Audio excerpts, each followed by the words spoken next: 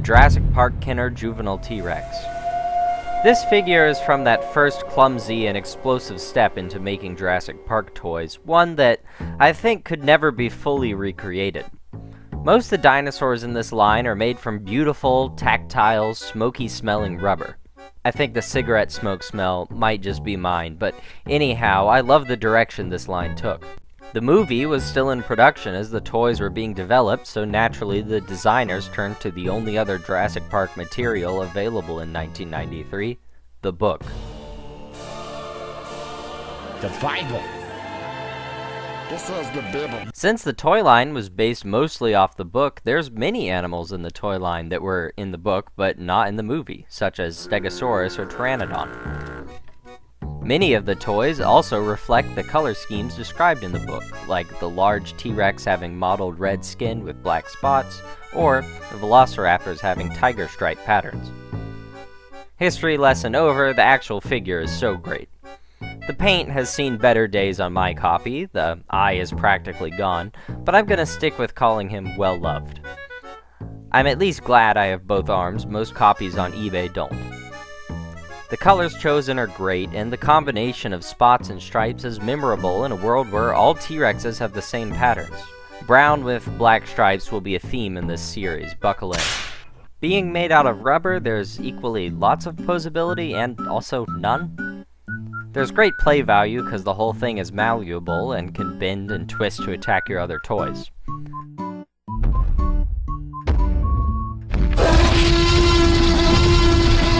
The sculpt is next level amazing. There's a fair amount of detail, but more important than that is how much character it exudes. Look at these crocodilian scutes running down the tail, the deep angry looking veins in his throat, the big devilish Glasgow smile carved into his ugly looking mug. He looks equal parts like a big doofy puppy and a Satanist. It clearly takes cues from the bigger Red Rex, which was a sculpt directly taken from the Stan Winston maquette used for pre-production of the movie, but adds its own cartoony flair. It really is my favorite figure out of that amazing Jurassic Park Kenner series, and that's crazy, considering it wasn't even in the movie.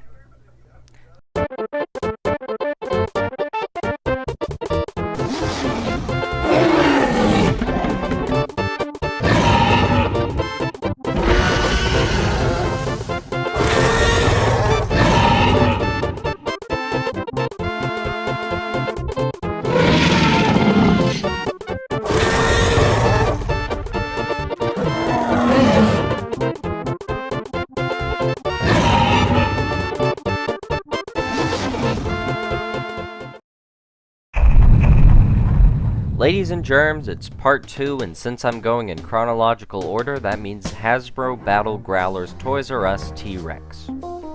Out of all the T-Rexes I'll be droning on about, this is the biggest departure.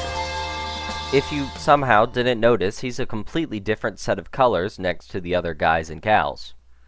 If you couldn't tell because you're colorblind, I sincerely apologize. Initial first shock aside, this goblin's great. The colors really sing. I respect him for having the cojones to do something so controversial yet so brave. It's a wild combination for sure, but I think it all works well.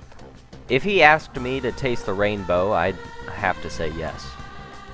I usually think it looks weird when a dinosaur has a perfectly good color scheme and then a completely different colored head, but on this guy, yeah, I'm digging it.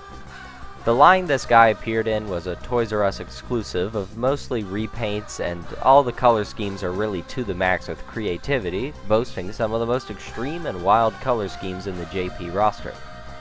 Reminds me of the 90s Chaos Effect line a lot, except for the difference that the Chaos Effect line looks like hot garbage and these look like real animals.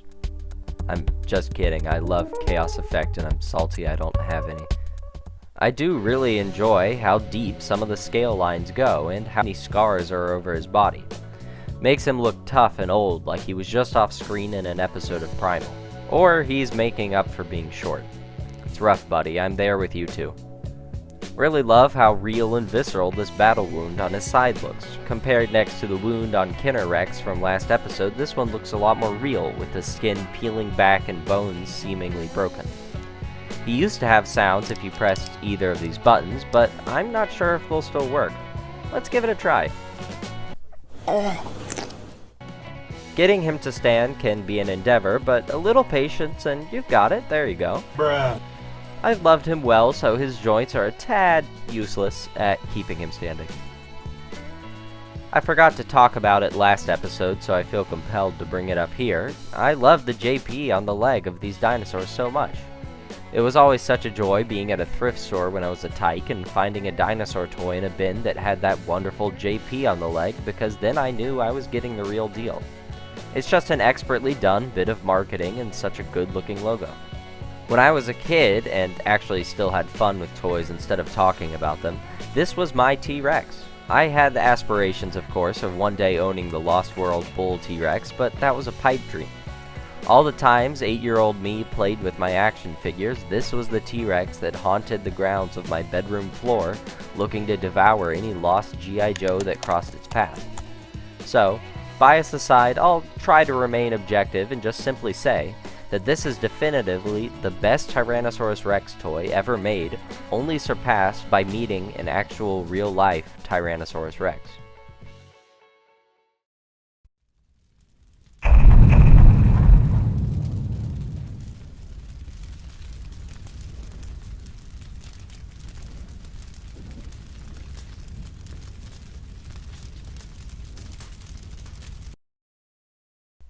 Hate it. Don't even want to talk about it. I'm only talking about this thing so that this video series has a clear low point and is therefore more interesting.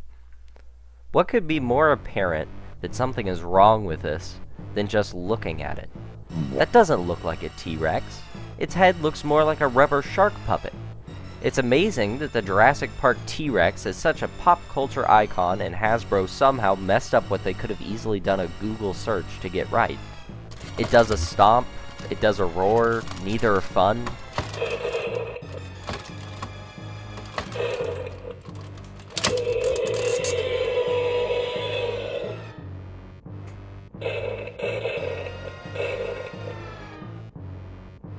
It's pretty difficult to put into words how disgusted I am, how depressed I am. The mechanism actually means that most of the time it's either staring at the ground, looking useless, or posed looking at the sky, also looking equally brain-rotted. The plastic feels terrible. It's so brittle, thin, and tacky feeling, as well as visibly looking and feeling greasy. The rubber doesn't even attempt to match color-wise the rest of the thing, and it feels horrible and dry and cracked. There are massive visible screw holes littering the body like he was the victim of a shooting he would definitely deserve. It seems so content in its laziness and sloth. It does not make an attempt to look like a Jurassic Park T-Rex. It knows it's a disappointment and does not try to improve. This is the result of a toy designer either having to design a toy in 3 days or just giving up on life. It just looks so ugly, feels so bad, and there's nothing redeeming or even pitiable about it. It came into my life at a point where the largest T-Rex toy I had was the Skittlesaur from last episode, and even the new one's sheer size couldn't replace him. The only impressive thing about this toy is that somehow I haven't destroyed it yet. What's genuinely confusing is that last episode's T-Rex was also from Hasbro, and it looks amazing. Sculpt, paint, action features, sound effects, everything is so fun on that one. This one was made by the same people, and it makes me want to throw up into my hands. I even know that these days Hasbro can make a fine T-Rex because here's Kingdom Megatron and he's awesome. He's very well articulated and has details more reflective of modern Tyrannosaur restorations. So why does this horrible sojourner exist in the wasteland between those two great releases? I don't know, and I don't really care, because it's crap anyways. Video over.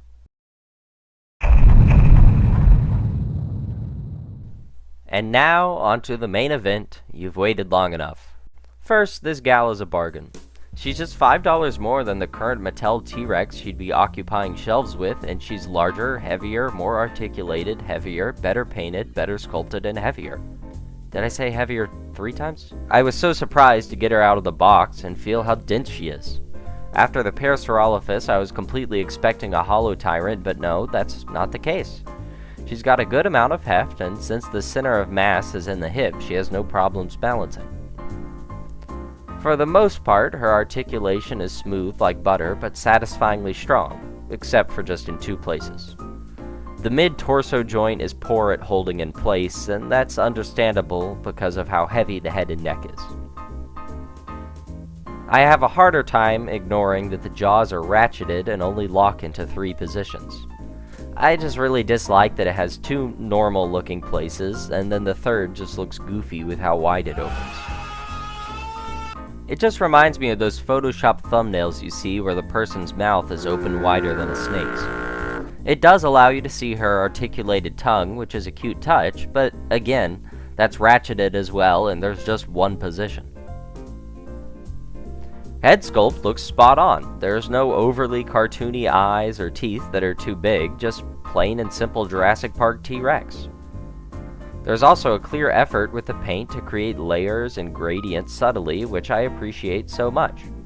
That can really be said of the whole figure in general. The paint is subtle in its design, all being shades of brown, but complex in its patterns. The eye sucks though. I think the glass eye is a good idea, but in execution it's weak. Since it only looks good from certain angles, it just looks like she's got cataracts most of the time. It'll look wonderful on a Hammond Collection Dominion Therizinosaurus, but should have skipped it on the Tyrannosaur. I love the tail. I think it's the best execution of a bendy wire tail I've seen yet. It holds a pose well and it looks natural. It's made out of a rubber that feels substantial and thick and also doesn't look any different color-wise to the rest of the figure. Last video's T-Rex could learn a thing or two from this one. Heck, you could write a book about what last T-Rex could learn. I don't want to talk about it. The neck and her gums are also made of the same rubber and it's great. Overall, this girl is lovely. My hang-ups are just that there's no real big surprises with it. Compared to some of the other stuff I've reviewed, she just doesn't have that much of a personality or spark. There's just nothing that sticks out as memorable to me. She's just a very by-the-books, straight-laced Jurassic Park Tyrannosaur. Done right and to near perfection for sure, but that just leaves me with not much to talk about during a review except just repeating it's really cool over and over like a parrot in an igloo. So, who will it be? You've seen 4 different Tyrants in this series that all have a shot at being number 1 T-Rex only in this video, and nowhere else, because this is all a weird hypothetical situation that doesn't matter. Kenner T-Rex has an undeniable charm and smells a bit. Hasbro Battle Growlers T-Rex is trying the peacocking angle, and it might just work.